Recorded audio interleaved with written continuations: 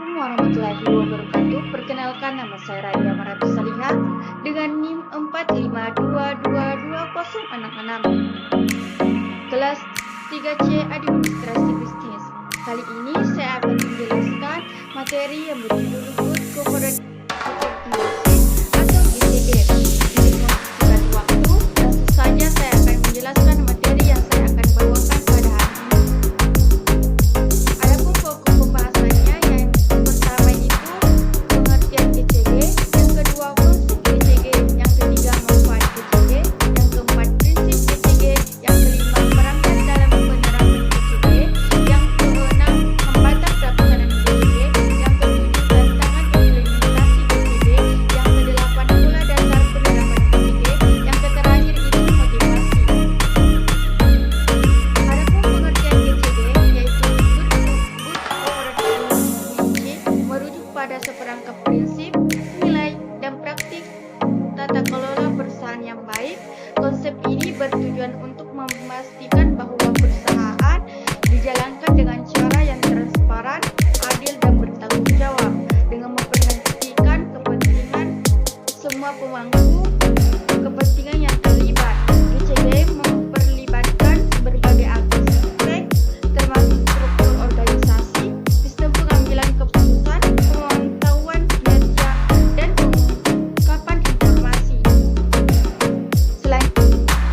Adapun konsep GCG yang pertama yaitu wadah. Wadah ini terdapat organisasi, yang dimana organisasi ini seperti perusahaan, sosial, dan pemerintah. Yang kedua yaitu model. Model ini terdapat suatu sistem, proses, dan seperangkat peraturan termasuk prinsip-prinsip serta nilai-nilai yang melandasi praktek bisnis yang sehat. Yang ketiga yaitu tujuan. Tujuan ini terdapat meningkatkan kinerja organisasi dan menciptakan nilai tambah bagi semua pemangku kepentingan. Yang terakhir itu mekanisme, yang dimana mengatur dan mempertegas kembali hubungan, peran, wewenang, dan tanggung jawab. Selanjutnya yaitu manfaat GCG. Yang pertama yaitu memudahkan akses terhadap investasi domestik maupun asing. Yang kedua itu mendapatkan biaya modal yang lebih murah. Yang ketiga memberikan keputusan yang lebih baik dalam meningkatkan kinerja ekonomi perusahaan. Kemudian meningkatkan keyakinan dan kepercayaan dari para pemangku kepentingan terhadap perusahaan. Yang terakhir itu melindungi direksi dan komisaris dari tuntutan hukum. Adapun prinsip GCG yang pertama yaitu prinsip transparansi. Prinsip transparansi adalah prinsip penting dalam GCG yang mengharuskan perusahaan untuk memberikan informasi yang jelas, akurat, dan mudah diakses kepada semua pemangku perusahaan. Yang kedua yaitu akuntabilitas. Akuntabilitas merupakan prinsip yang menuntut perusahaan untuk bertanggung jawab atas tindakan dan keputusan yang diambil, baik kepada pemegang saham maupun kepada pihak eksternal lainnya. Adapun prinsip ketiga yaitu prinsip keadilan. Keadilan mengharuskan perusahaan untuk melakukan semua pemangku kepentingan dengan adil dan setara, tanpa memihak atau diskriminasi. Adapun prinsip yang keempat yaitu prinsip kemandirian. Kemandirian mengacu pada kemampuan Dewan Direksi dan Komite perusahaan untuk bertindak secara independen tanpa adanya pengaruh eksternal yang tidak sewajarnya. Ini berarti bahwa anggota Dewan Direksi harus bebas dari kepentingan pribadi atau konflik kepentingan dan dapat membuat keputusan berdasarkan kepentingan terhadap perusahaan. Prinsip yang terakhir yaitu responsibility. Pertanggungjawaban berarti bahwa perusahaan harus mematuhi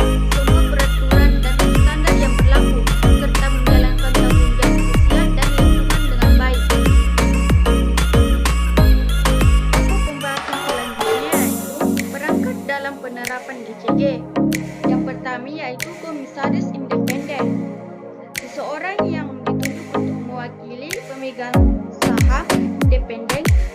Pihak yang ditunjuk tidak dalam kapasitas mewakili pihak manapun dan semata-mata ditunjuk berdasarkan latar belakang pengetahuan, pengalaman, dan keahlian profesional yang dimilikinya untuk sepenuhnya menjalankan tugas demi kepentingan perusahaan. Selanjutnya yaitu komite audit. Komite audit mendorong terbentuknya struktur pengendalian intern yang memadai, meningkatkan kualitas keterbukaan dalam laporan keuangan, mengkaji ruang lingkup dan ketepatan audit eksternal, kewajaran biaya audit eksternal, serta kemandirian dan objektivitas audit eksternal, mempersiapkan surat uraian tugas dan tanggung jawab komite audit selama tahun buku yang sedang diperiksa eksternal audit. Adapun yang terakhir yaitu sekretaris perusahaan. Sekretaris perusahaan sebagai penjabat penghubung antara perusahaan dengan pihak luar. Adapun hambatan pelaksanaan GCG, yang pertama yaitu kurangnya pengetahuan dan kesadaran bahwa GCG memberikan manfaat sangat besar bagi seluruh stakeholder. Yang kedua yaitu GCG dilaksanakan hanya sekedar untuk memenuhi kepentingan dan ketentuan peraturan tanpa mau memahami manfaat dari pelaksanaan GCG. Yang ketiga yaitu belum optimalnya upaya untuk menghapuskan praktik korupsi, kolusi, dan nepotisme. Yang terakhir yaitu masih terdapat dewan direksi, komisaris, dan rapat umum pemegang saham atau RUPS yang belum memiliki komitmen untuk melaksanakan GCG. Adapun tantangan dalam implementasi GCG, yang pertama yaitu kurangnya kesadaran akan pentingnya GCG. Salah satu tantangan utama dalam implementasi GCG adalah kurangnya kesadaran dan akan pentingnya GCG di kalangan pemangku kepentingan, baik di tingkat manajemen maupun di seluruh organisasi. Banyak perusahaan atau individu yang belum sepenuhnya memahami konsep GCG dan manfaatnya terhadap kesehatan dan kinerja perusahaan. Kesadaran yang rendah ini akan mengakibatkan kurangnya dukungan dan komitmen untuk menerapkan praktik GCG secara konsisten. Yang kedua yaitu resistensi internal dari pihak-pihak yang terkait.